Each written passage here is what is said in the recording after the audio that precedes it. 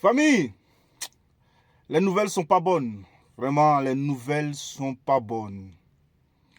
Vraiment, cette vidéo, je devais la faire depuis vendredi passé, mais je n'avais pas cette force, je n'avais pas ce courage.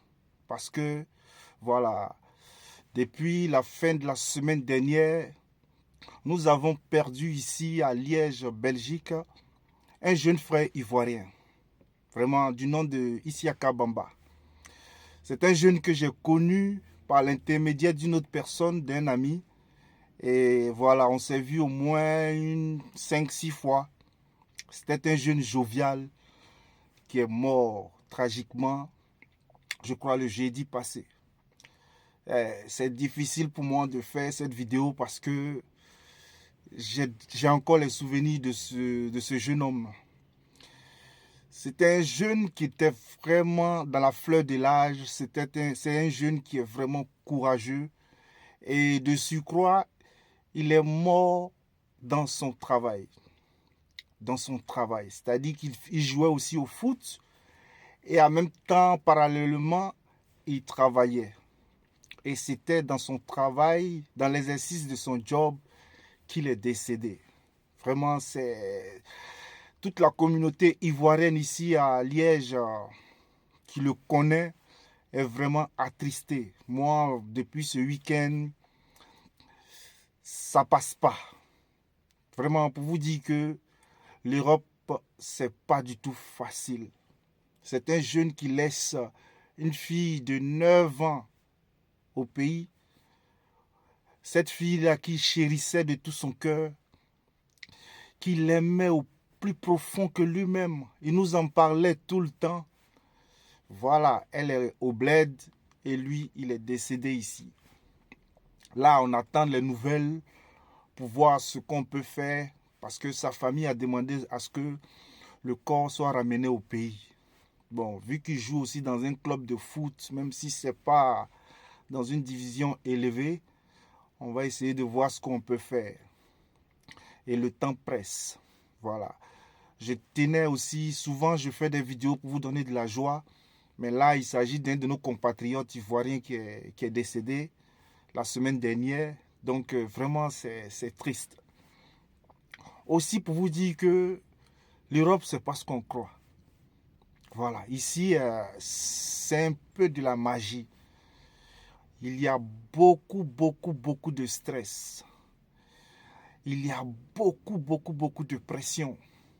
On peut nous voir jovial sur la toile. On peut nous voir qu'on est tout le temps content. Mais vraiment, c'est pas du jeu. C'est une mentalité de guerrier. C'est une mentalité de fer. Je sais que aussi au pays, voilà, c'est la même chose. Mais on a plus ou moins de la famille auprès de nous quand on est au bled. Il y a tout un cocon autour de nous dans les moments difficiles qui peuvent nous apporter un soutien. Alors qu'ici, vraiment, tu es livré à toi-même, tu es seul dans tout ce que tu fais et c'est pas du tout facile. La solitude, c'est pas facile. Donc voilà, ce jeune-là, il est parti comme ça dans la fleur de l'âge et je tenais à faire cette vidéo d'abord pour lui rendre hommage. Et aussi, on ne sait jamais ceux qui le connaissaient ou quoi, qui sont amis ou bien qui peuvent l'avoir connu. L'objectif, on ne sait jamais s'ils sont au courant de la nouvelle.